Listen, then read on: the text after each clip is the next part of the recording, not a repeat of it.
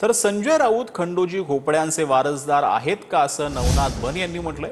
फडणवीसांबद्दल बोलण्याचा राऊतांना अधिकार नाही असं देखील नवनाथ बन यांनी म्हटलंय। देशात जेन झी नाही, जेन एम आहे, एम फॉर मोदी असं देखील नवनाथ बन यांनी म्हटलंय। देशातील तरुणाई ठामपणे मोदींसोबत असल्याचं देखील नवनाथ बन यांनी म्हटलं।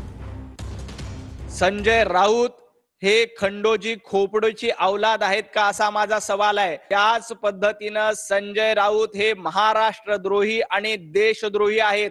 जे तुमच्या पोटात आहे ते आज ओठावर आलं। हा तुमचा इशारा आहे की ही तुमची इच्छा आहे?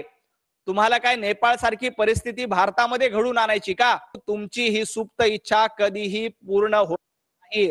या देशामध्ये इथली जेन झी ही जेन झी नाही तर जेन मोयम आहे। जेन एम म्हणजे जे मोदी, पंतप्रधान नरेंद्र मोदीजींवर विश्वास ठेवणारी इथली जनरेशन आहे।